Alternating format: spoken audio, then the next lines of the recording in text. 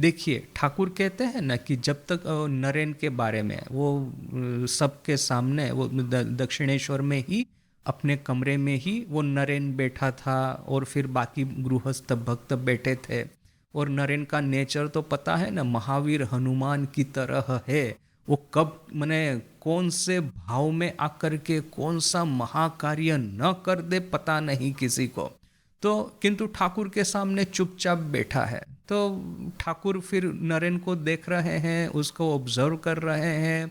फिर कुछ समय के बाद में नरेन खड़ा होकर के बाहर चला गया। तो ठाकुर बाकी भक्तों को कहते हैं कि यह सब लड़कों को देखा क्या। वैसे उद्देश्य नरेन की हो रही था, किंतु नरेन का नाम नहीं लेकर के कहते हैं यह सब यंग लड़के हैं, उनको देखा क्या।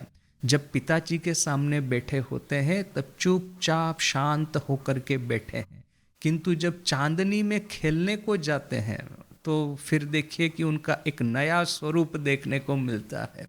तो यहाँ पे भी देखिए कि माँ और स्वामी जी, जो दो आध्यात्मिक उत्तराधिकारियों को ठाकुर तैयार करके गए थे, वो जब तक ठाकुर है तब तक वो ठाकुर के ही संपूर्ण शरणागत, ठाकुर के ही संपूर्ण अनुगत, ठाकुर के ही सर्व रूप से आज्ञावह होकर के उनको रहना था।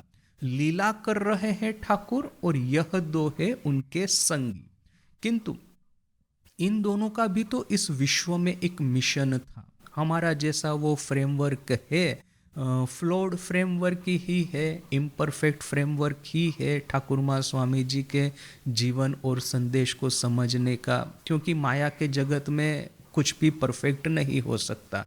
खास करके जिन मायातीत कॉन्सेप्ट को हम अपनी वाणी और अपने मन विचार बुद्धि से प्रकट करने का प्रयास करते हैं, वो विचार कभी भी संपूर्ण रूप से एक्यूरेट नहीं हो सकते।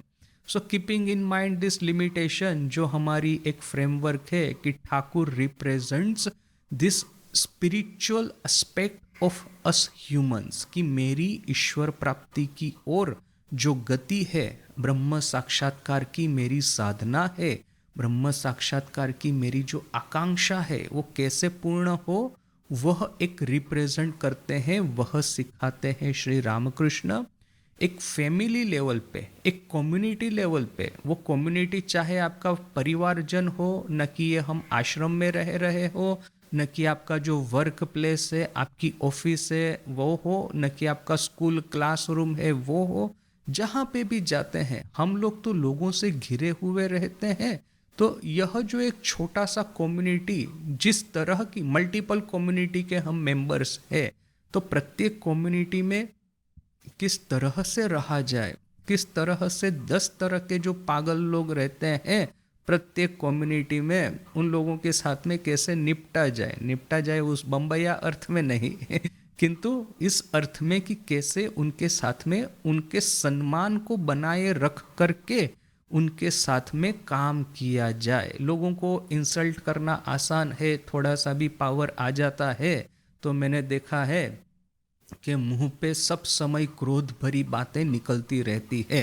क्यों? क्योंकि अभी मेरे पास में ऑथोरिटी है, मैं जो चाहे वो करूं, जो चाहे वो बोलूं। किंतु इससे होगा क्या कि जब तक ऑथोरिटी रहेगी आपका रिस्पेक्ट रहेगा, जिस दिन ऑथोरिटी चली जाएगी आपका रिस्पेक्ट मिट्टी में मिल जाएगा। तो वो तो है कि किस तरह से आपके पास में वह ऑथोरिटी नहीं रहने से भी, या तो फिर यदि ऑथोरिटी है तो भी लोगों को ससम्मान कैसे लोगों के साथ में बिहेव किया जाए, लोगों को किस तरह से सहाय की जाए, वो कम्युनिटी लेवल पे माँ हमको सिखाती है।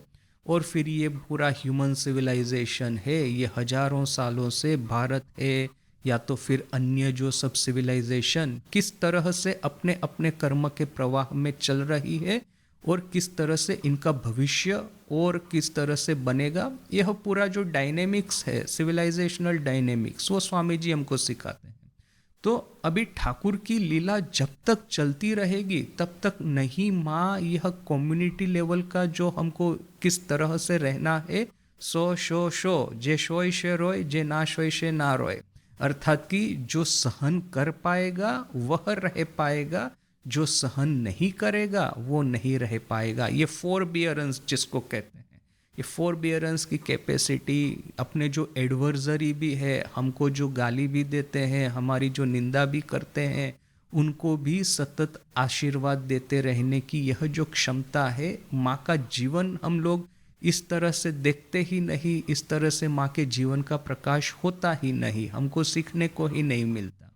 तो यह जो एक क्लासिकल एरर, या तो कहेंगे कि पोस्ट बुद्धिज्म, यह जो एक मिस्टेक हमारे से हो गई है। प्री बुद्धिस्टिक वैदिक युग में देखिए कि यह तीनों एस्पेक्ट को प्रॉपरली रिप्रेजेंट किया गया है। आप गीता पढ़ेंगे, श्रीमद् भगवत गीता, तो देखिए कि वहाँ पे आध्यात्मिक टीचिंग भी है, वहाँ पे कम्युनिटी लाइफ में किस तरह से रहना है वो भी है, और सिविलाइजेशनल अंडरस्टैंडिंग क्या है वो भी है। यह तीनों तरह के टीचिंग्स जो है आपको गीता में मिल जाएंगे। किंतु पोस्ट गीता, पोस्ट श्री कृष्णा, खास करके ये बुद्धिज्म का प्रारंभ हुआ, तब से हुआ क्या कि भगवान बुद्ध ने तो संन्यास ग्रहण किया था, तो वह जो एक क्षेत्र में वो माहिर थे कि किस तरह से ईश्वर प्राप्ति, या तो फिर उनकी टर्मिनोलॉजी में कहे तो निर्वाण, तो किस तरह से निर्वाण प्राप्त किया जाए, वही उनके टीचिंग्स का मुख्य उद्देश्य था, वही उनके जीवन का मुख्य सूर था। और उसी बात को लेकर के उनके डिसाइपल्स ने उनको चारों ओर उनके उपदेश को फैलाया।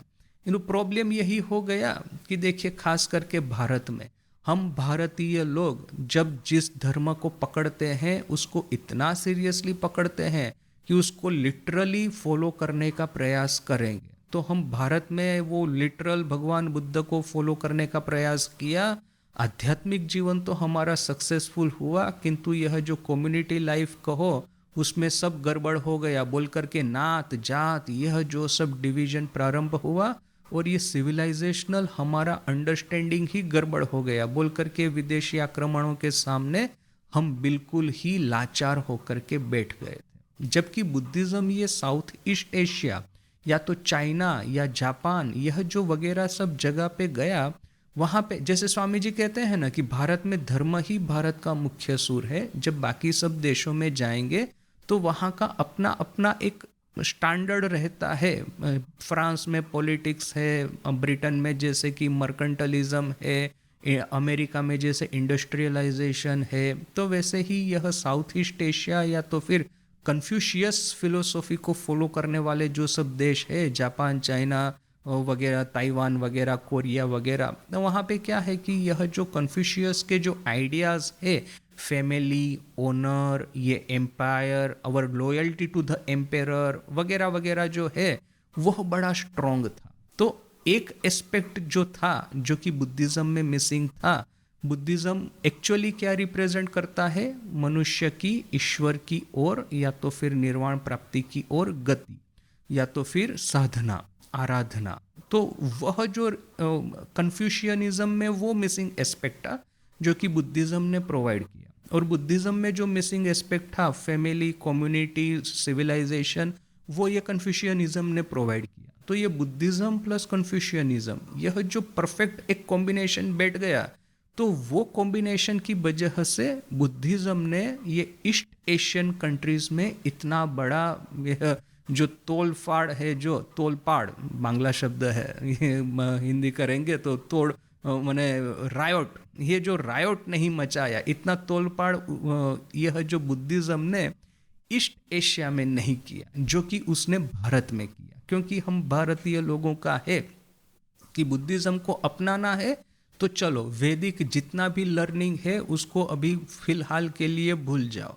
यह जो भगवान कृष्ण ने गीता में जो कहा अर्जुन को कि तुम्हारी हड्डियां भी तुमसे काम करवाएगी, तुम्हारा राजसिक स्वभाव है, क्षत्रिय का स्वभाव है, वन में भी यदि जाओगे तो ना ही शांति मिलेगी, दूसरा कि ये जो तुम स्वधर्म छोड़ करके परधर्म अपनाने की बात कर रहे हो, इससे तुम्हारी जो अखंड कीर्ति आज तक चली आई थी वो कीर्ति मिट्टी में मिल जाएगी। तो यह जो सब भगवान कृष्ण के जो इम्पोर्टेंट टीचिंग्स थे जो कि हमको सिविलाइजेशनल लेवल पे काम लगने वाले थे, वो सबको हमने जैसे कि विस्मृत कर दिया और बुद्धिज्म को होल सेल अपना लिया, बोल करके भारत में यह जो सब प्रॉब्लम स्टार्ट हुआ था।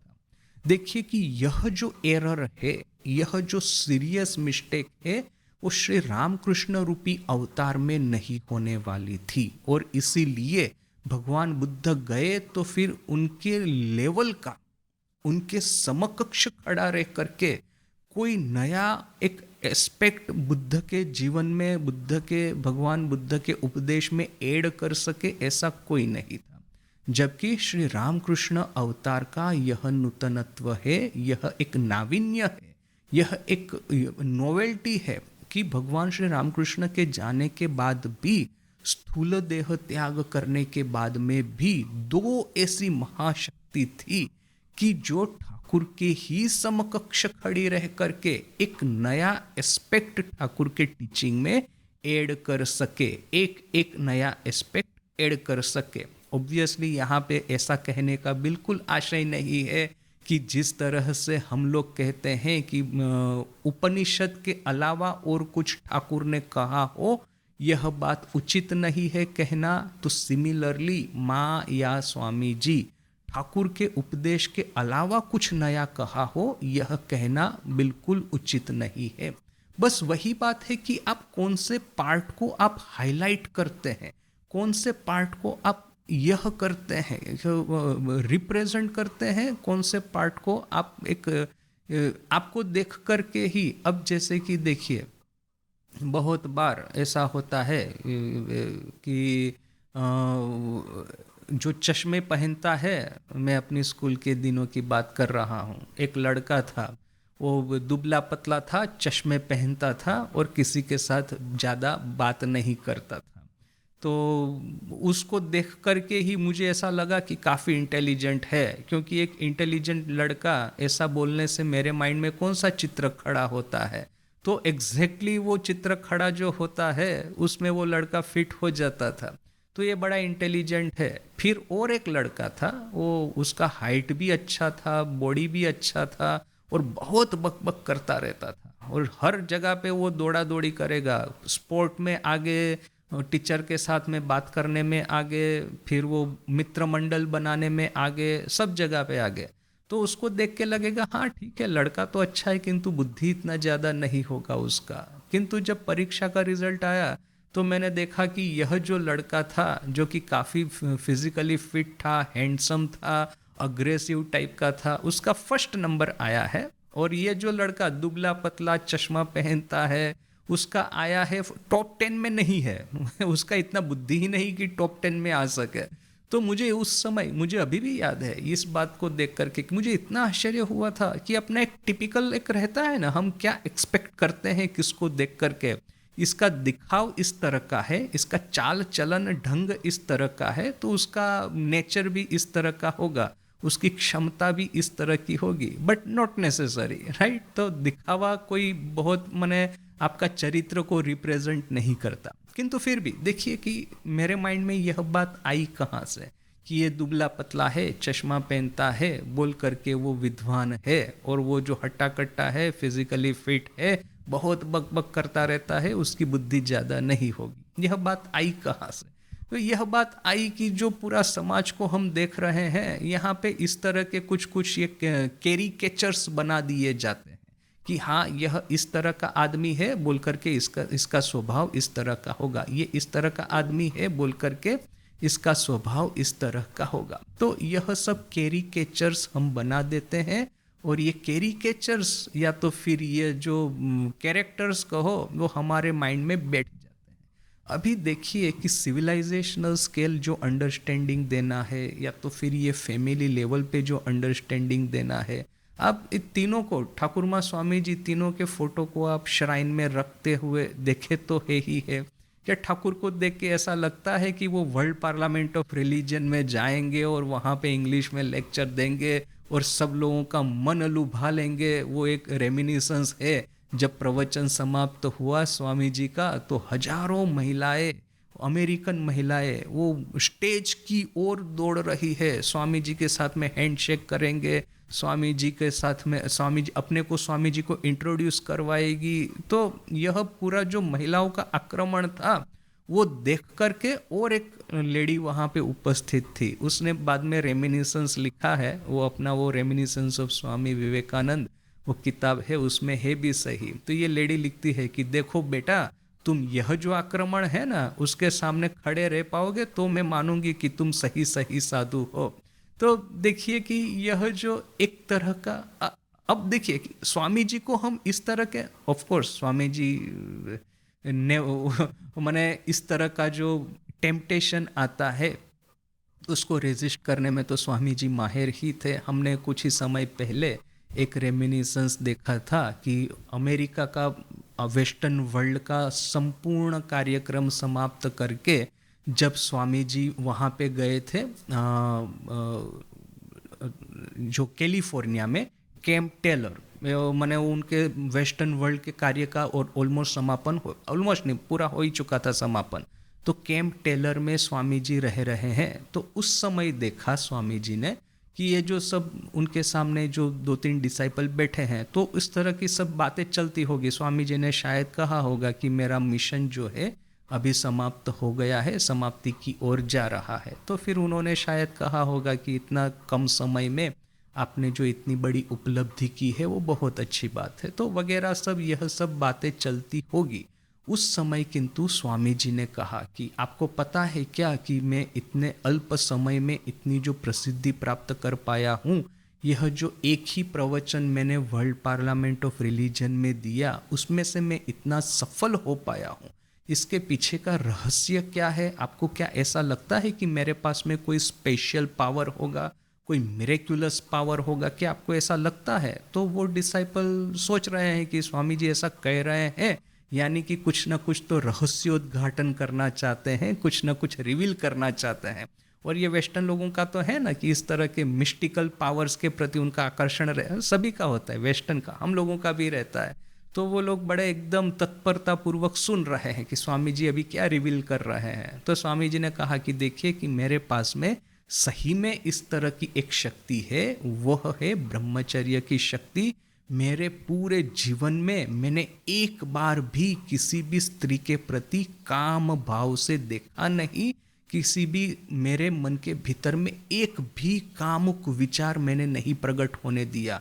एक आम आदमी यह जो सब क्षेत्र में अपनी शक्तियों को व्यय करता है, उन सब शक्तियों को बांध करके एक डैम बना करके, अब जैसे वो डैम का वैसे आप नदी को खुला छोड़ दे तो नदी का पूरा पानी समुद्र में बह जाएगा, किंतु उसके ऊपर में डैम बना करके उसके बाद में से डैम में से ये सब चैनल्स निकालेंगे तो किसानों के खेत में जाएगा, खेत को सिंचित करेगा, अच्छी सी फसल होगी। तो वैसे ही मैंने इसको डैम करके यह जो एनर्जी है उसको चैनलाइज किया है, और इसी चैनलाइज करके जो मुझे प्रचंड शक्ति प्राप्त होती है, इसकी वजह से मैं यहाँ पे सक्सेसफुल हुआ हूँ। तो स्वामी जी का जो पर्सनालिटी है, स्वामी जी का जो शक्ति है, वो देख करके ही लगता है कि he will be most successful in world parliament of religion. Thakur वहाँ पे खड़े होते तो खड़े होने के साथ में ही समाधि में चले जाते, फिर कौन किसको बोलेगा क्या पता। तो सिमिलरली अब फैमिली लेवल पे है, परिवारजनों के साथ में रहना है, उनको खाना खिलाना है, उनकी संभाल रखनी है, ये राधू, माकू, नलिनी, पागली मामी, ऐसे सब पागल लोगों के साथ में डील करना है। वो ठाकुर बिल्कुल त्रस्त होकर के वहाँ से भाग जाते हैं। वो जो हृदय ने थोड़ा बहुत क्या ठाकुर को बोल दिया था, ठाकुर बोलते हैं मैं गंगा में झंपलाने के लिए गया था, डूब लगाने के लिए गया था, मैं आत्महत्या कर लूँगा। वही ये तो एक बार ऐसा सोच लिया था। तो क्या है कि हृदय की ही वजह से ठाकुर इतने परेशान हो गए थे। तो 10 हृदय माँ के साथ में जितने भी लोग रहते थे, कोई हृदय से कम नहीं था। तो हृदय यानी कि ठाकुर का भांजा, जिसने कि ठाकुर की बहुत सेवा की थी। तो इस हृदय के जैसे एक हृदय से ठाकुर त्रस्त हो गए थे अपने एक भांजे से। माँ के साथ में ऐसे 10 लोग रहते थे, तो सबके साथ में वो रहना। क्या है कि सबका अपना अपना एक स्पेशलिटी होता है। ठाकुर के टीचिंग्स में आपको सब मिल जाएगा, एक सिविलाइजेशनल अंडरस्टैंडिंग भी मिल जाएगी, फैमिली लेवल पे कैसे रहना है वो भी मिल जाएगा यदि आप ठीक ठीक से ठाकुर को पढ़े। किंतु जब एक रिप्रेजेंटेशन की बात आती है, हम आंख बंद करके जब सोचेंगे कि फैमिली लेवल पे अच्छे से कौन रह पाएगा, तो हमको ठाकुर बिल्कुल याद नहीं आएंगे, स्वामी जी बिल्कुल याद नहीं आएंगे। स्वामी जी कहाँ परिव्राजक है, कहाँ झोला उठाया निकल पड़े, और ठाकुर है बड़े वैरागी, थोड़ा बहुत किसी ने कुछ बोल दिया तो वो भी अपना एक, ठाकुर को तो झोला बोला लेने की भी जरूरत नहीं है, कुछ भी नहीं, गमछा कंधे पे लगाया और वहां से निकल पड़े। वो तो वो काली मंदिर में था ना कि वो त्रैलोक्यनाथ, उसने पहले तो हृदय को भगा दिया और फिर कहा कि ठाकुर को भी जाने को बोलो, तो ठाकुर ने जैसे ही सुना गमछा कंधे में डाला और निकलना शुरू कर दिए। फिर उसने वो दूर से देखा, त्रैलोक्यनाथ ने दौड़ा दौड़ा आया, बोला कि आपको किसने जाने को कहा, आपको तो जाने को मैंने नहीं कहा। तो देखिए कि ठाकुर को ऐसा गमछा कंधे पे डाल करके निकल लेना वो ठाकुर के लिए कुछ नहीं था, वो सहज बात थी। जबकि संसार की एक रिस्पॉन्सिबिलिटी अपने सर पे लेकर के सबकी कल्याण कामना करना, कितना ही चाहे ये सब तकलीफ पड़ जाए, देखिए बिल्कुल आखिरी समय में माँ की महासमाधि के कुछ ही दिन बाकी थे, उस समय एकाएक एक दिन माँ ने कहा, मैंने बिल्कुल अभी देह जो है अस्थि चर्मसार हो गया है, कंकालवत हो गया है, बिल्कुल आखिरी दिन चल रहे हैं, अभी कुछ ही दिनों के बाद में महासमाधि होने वाली है। उस समय माँ ने एकाएक एक दिन कहा कि ये राधु है, ये राधु का लड़का है, ये माकू नलिनी, उनको ले जाओ यहाँ से, अभी मैं उनका चेहरा नहीं देखना चाहती। तो यह समाचार जैसे ही शरत महाराज को मिला, साथ साथ में ही शरत महाराज ने कहा, तो मुझे लगता है कि अभी माँ अपना देह रखना नहीं चाहती। देखिए, जहां तक ये फैमिली का माया जाल लेकर के माँ रह रही थी, तब तक माँ का शरीर धारण था। जैसे ही यह माया जाल कट गई कि साथ साथ में ही देह भी अभी विलीन होने वाला है, और यह बात कि इन सबको अभी ले जाओ मेरे पास में से, अभी मैं इनका चेहरा भी नहीं देख पाती हूँ, वो कब कही थी माँ ने? बिल्कुल मृत्युशैया पे कही थी। वरना तो इन लोगों ने माँ को जिस तरह से परेशान किया था, ठाकुर या स्वामी जी होते तो कब का इन लोगों को भगा देते, किसको पता। तो देखिए कि यह एक एक एस्पेक्ट को रिप्रेजेंट करने के लिए आपको एक एक कैरेक्टर चाहिए। तो इसलिए जो हमारा जो फ्रेमवर्क है कि कम्युनिटी लेवल पे माँ, सिविलाइजेशनल स्केल पे स्वामी जी, और इनर जो स्पिरिचुअल लाइफ है इसके रिप्रेजेंटेटिव के रूप में ठाकुर। तो यह जो ठाकुर की लीला का अवसान हो रहा था, ठाकुर की लीला का जो अंत आ रहा था, इस समय आप देखिए कि दो महाशक्तियों को ठाकुर रख करके जाने वाले थे, वह हो गए स्वामी जी और माँ, और इन दोनों की लीला अभी प्रारंभ होने वाली थी। बोल करके देखिए कि ठाकुर की लीला का अवसान आवश्यक था, वो एक प्रश्न, एक बात हो गई। दूसरा कि ये बुद्धिज्म कि बुद्ध अवतार में जो गलती हो गई है, वो गलती की जो हमको यह सजा है पिछले 1000 साल से हमको भुगतनी पड़ रही है, वो गलती फिर रामकृष्ण अवतार में नहीं हुई। और देखिए भगवान बुद्ध अवतार में गलती हुई यह कहना भी उचित नहीं है। अवतार कभी कोई गलती करने के लिए, मिस्टेक करने के लिए पृथ्वी पे आते नहीं है। वह उनका उस समय की जो आवश्यकता थी, उस आवश्यकता को उनको फुलफिल करना था। अभी युग परिवर्तन हो गया है, आज के युग की आवश्यकताएं चेंज हो गई है।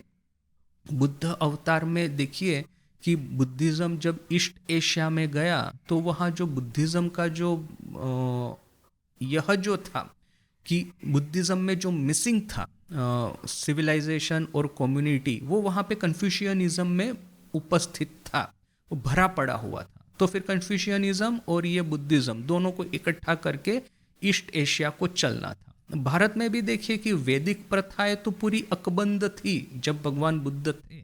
तो ये बुद्धिज्म और ये भगवान बुद्ध का आध्यात्मिक संदेश और ये जो वैदिक प्रथाएं है उस समय का कम्युनिटी लाइफ और ये सिविलाइजेशनल अंडरस्टैंडिंग, यह दोनों को मिलकर के काफी समय तो काम चला था। भगवान बुद्ध का आगमन हुआ था 2500 साल पहले, और भारत की सब समस्याएं चालू हुई 1000 साल पहले। तो फिर देखिए कि भगवान बुद्ध और ये जो वैदिक प्रथाएं, यानी कि निर्वाण प्राप्ति के लिए जो साधना है वो, और सामाजिक लेवल पे, राष्ट्रीय लेवल पे यह जो वैदिक प्रथाएं, वैदिक सिस्टम है वो, उसने 1500 साल तो आराम से खींच निकाले। 1500 साल तक तो कोई प्रॉब्लम हुआ ही नहीं था। इसके बाद में जो प्रॉब्लम जो स्टार्ट हुआ ना, यह जो स्प्लिट हो गया दोनों के बीच में। स्वामी जी ने कहा है, बहुत बड़ा इंसाइट है स्वामी जी का, कि ये जो ब्राह्मीण का ब्रेन और ये जो भगवान बुद्ध का हार्ट, इन दोनों में जो स्प्लिट हुआ है ना, उसने ही भारत को तोड़ करके रख दिया है। तो ये स्प्लिट जो है ना, वो भगवान बुद्ध के रहते रहते या तो बुद्धिज्म के प्रथम 1500 साल तक नहीं हुआ था, ये पिछले 1000 साल में ही यह स्प्लिट हुआ है। तो ये जो दोनों के बीच में ये जो विभाजन हो गया, इसी की वजह से भारत 1000 साल पहले डूबा था। हमको फिर से उगरने में, फिर से अपने को एक महासत्ता के रूप में प्रोजेक्ट होने में 1000 साल लगे। तो फिर देखिए कि वही जो स्वामी जी का इंसाइट था कि ब्राह्मणिक ब्रेन या तो फिर उपनिषद की जो मेधा शक्ति, ये उपनिषद का जो ये सर्वव्यापी भाव, भले ही चाहे उपनिषद कहते हो, उपनिषद का प्रतिपाद्य विषय जो है जीव ब्रह्म ऐक्य, तो इसके साथ में ही यह भी कनेक्टेड है कि सर्वम खल्वम इदम ब्रह्म। इस जगत में जो कुछ भी देख रहे हैं सब कुछ ब्रह्म है। ये ओरिजिनल उपनिषद कोई वर्ल्ड नेगेटिंग फिलोसॉफी नहीं थी। ओरिजिनल उपनिषद कोई एस्केपिज्म नहीं था। वो सब जो एस्केपिज्म जो उपनिषद के साथ में या तो फिर ये ब्रह्म विद्या के साथ में जो बाद में जोड़ दिया गया है, वो सब बाद की ये पैदाइश है। ये सब बाद का ये सब विकृति म्यूटेशन है। ओरिजिनल उपनिषद में तो यह म्यूटेशन था ही नहीं, किंतु साथ साथ में ही बुद्ध के आगमन के 1500 साल तक ये म्यूटेशन बना नहीं था। बुद्ध के आगमन के 1500 साल तक यह जो प्रिस्टाइन मैसेज है उपनिषद का, और साथ में ये उसका प्रैक्टिकल एप्लीकेशन है निर्वाण प्राप्ति का, दोनों पैरेलल चले हैं। दोनों ने भारत को ठीक ही रखा है। वही 1000 साल पहले पता नहीं किस तरह का पागलपन हम में प्रवेश किया कि यह जो उपनिषद का मैसेज है उसमें कहाँ से एक म्यूटेशन प्रवेश कर दिया, और ये बुद्धिज्म और ये उपनिषद के बीच का स्प्लिट हो गया। और फिर ये ब्राह्मणिक ब्रेन और ये बुद्धिस्ट हार्ट, इन दोनों में जो स्प्लिट जो हुआ अभी तक चल रहा था।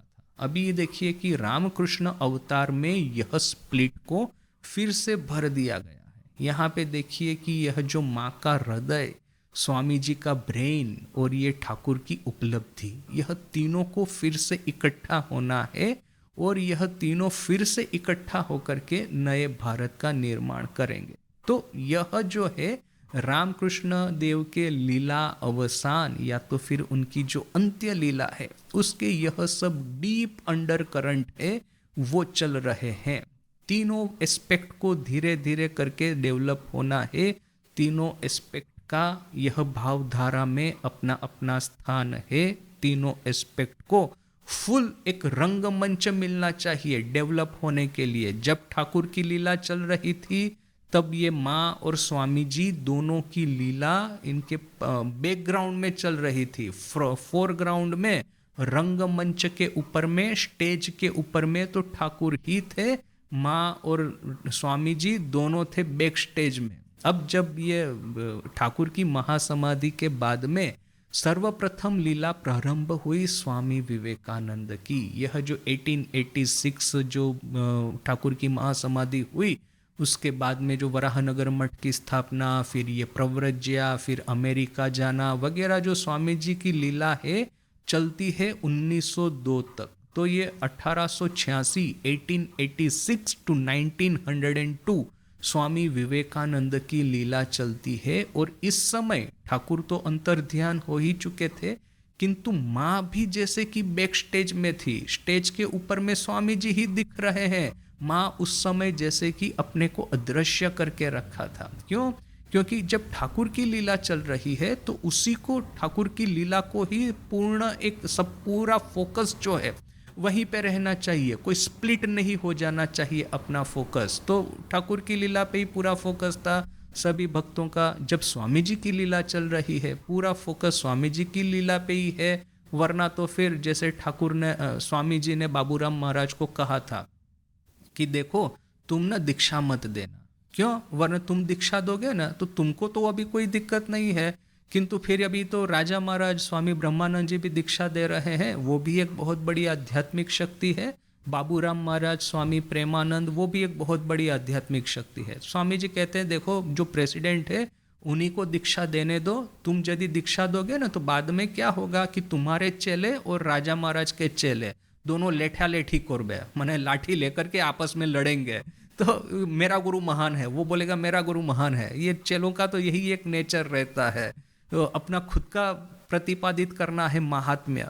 तो वो कैसे महात्म्य प्रतिपादित करेंगे? तो मेरे गुरु तुम्हारे गुरु से बड़े हैं, पहले तो ये प्रूव करना होगा, उसके बाद में कहेंगे कि जो महान गुरु होता है उसके चेले भी महान होते हैं। तो क्या है, ये चेलों का नेचर ही ऐसा होता है। तो दीक्षा देगा जो कोई, तो वो राजा महाराज को ही दीक्षा देना। बाबूराम महाराज ने दीक्षा दी होगी माँ, किंतु क्या है वो बहुत ही अल्प। इवन स्वामी जी ने ज़्यादा दीक्षा नहीं दी थी। जहाँ दीक्षा देने का काम माँ ने ही किया है और राजा महाराज ने ही किया है ठाकुर के जाने के बाद में मुख्यत्व रूप से। तो देखिए कि एक जब रंगमंच के ऊपर में एक ही लीला चलनी चाहिए, 2-3 लीला साथ में चलती है तो ये दर्शक लोग भी कंफ्यूज हो जाएंगे।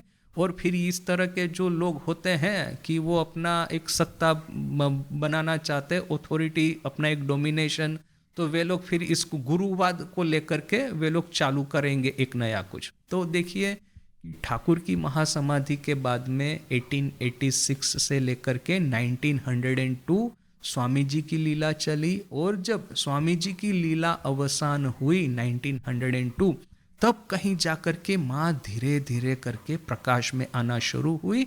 और माँ की लीला तब से लेकर के प्रकाश्य लीला, माने बैकग्राउंड में तो लीला चल ही रही है, वो षोडशी पूजा, और उससे भी पहले से जिस दिन वो माँ को किसी ने पूछा था, कामारपुकुर में माँ छोटी थी, 2-3 साल की ही थी, वो कामारपुकुर सिहोड़ गई थी, वहाँ पे कुछ धार्मिक यात्रा चल रही होगी, तो वहाँ पे सब बैठे थे, गांव वाले बैठे थे। वहाँ किसी महिला ने पूछा, छोटी बच्ची शारदा उनकी गोद में बैठी है, तो इसने पूछा कि अच्छा बताओ तो, इतने सामने लड़के बैठे हैं, किसके साथ में तुम विवाह करोगी? तो माँ ने जैसा विवरण है अपने छोटे छोटे दोनों बाहुओं को उठा करके सामने जो श्री रामकृष्ण बैठे थे उन्हीं को इशारा करके बोल दिया कि इन्हीं के साथ विवाह करना है। तो माँ की लीला तो तभी से प्रारंभ हो गई थी। ठाकुर के पीछे में माँ की ही शक्ति है जैसे कि, किंतु तब से लेकर के स्वामी जी की महासमाधि तक माँ का जो आगमन जो हुआ है भूमि पे, 1852 ऑलमोस्ट यही साल में आगमन हुआ है। और ये जो सीहोड़ वाली घटना होगी शायद 1854-55 की होगी, अनुमान करके कह रहा हूँ। उस समय शायद यह ठाकुर कलकत्ता आए नहीं होंगे, तो उसके पहले की यह बात है, 53 न के आसपास की ही होगी, 54 जो भी है। तो वहाँ से लेकर के ये 1902 माँ की लीला जो चली है पूरी बैकग्राउंड में चली है, भक्तों की नज़र से अदृश्य होकर के चली है। जो कुछ अंतरंग भक्त थे उन्हीं को पता है कि माँ की महिमा क्या है, माँ के भीतर में कौन सी महाशक्ति विराज कर रही है। कुछ अंतरंगों को पता था, ज़्यादातर लोगों को नहीं पता था। वह जो लीला जो है, उनकी जो महाशक्ति है, वो धीरे धीरे करके प्रकाश में आना प्रारंभ हुई 1902 के बाद में 1920 तक माँ की लीला चली। तो देखिए कि ये हम आज उस समय जो लोग जीवित होंगे, ये ठाकुर माँ स्वामी जी की लीला का दर्शन करने का जिनको भी सौभाग्य प्राप्त हुआ होगा, उन लोगों को भी मुझे नहीं लगता कि शायद इतना डेप्थ जो है इन तीनों की लीला का किस तरह से सिंक्रोनाइज हो रहा है, किस तरह से यह लोग तीनों आपस में प्लान करके यह सब कर रहे हैं। मैं तीनों का प्लान नहीं कह के कहेंगे कि माँ काली का किस तरह का यह फ्रेमवर्क है। तो शायद लगता है कि उस समय भी जो जीवित रह करके अपनी नज़रों से, अपने चक्षुओं से जो देख रहे हैं, शायद उनको भी नहीं पता चला होगा कि इसके भीतर में कितना डेप्थ है। अभी आज हम with the help of the insight, hindsight जिसको कहते हैं, तो थोड़ा बहुत पता चल रहा है। मैंने ये महासागर में वो जो ये रहता है ना आइसबर्ग में 2/3 नीचे रहता है, पानी के भीतर में 1/3 ऊपर दिखता है। यहाँ पे तो क्या है ना कि 1/30 पार्ट ही ऊपर में है समुंदर की सतह पे, बाकी का जितना भी है सब समुंदर की सतह से नीचे है। वो जब तक आप आध्यात्मिक जीवन में बहुत ही उच्च गति नहीं करेंगे तब तक कुछ समझ में नहीं आने वाला। तो एक सरफेस के ऊपर में जो हमको दिख रहा है, यह हम इस तरह से देख रहे हैं कि ठाकुर का लीला अवसान आवश्यक था, जिससे कि स्वामी जी को एक फलक मिले, एक स्टेज मिले, स्वामी जी की लीला प्रारंभ हो। क्योंकि भविष्य के भारत के लिए सिविलाइजेशनल अंडरस्टैंडिंग, इस सिविलाइजेशनल डायनेमिक्स को समझना, उसको अप्लाई करना बहुत ही आवश्यक था।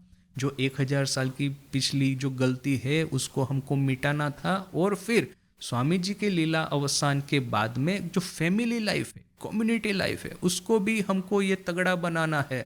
अदरवाइज तो फिर ये क्या है, आपके पास में 1000 न्यूक्लियर वेपन है किंतु आपके पास में एक भी मित्र नहीं है। पता नहीं इस तरह के आदमी की क्या हालत होती होगी। ये बेटर है कि यह भी एक लीला माँ की इनके बाद में प्रारंभ हो।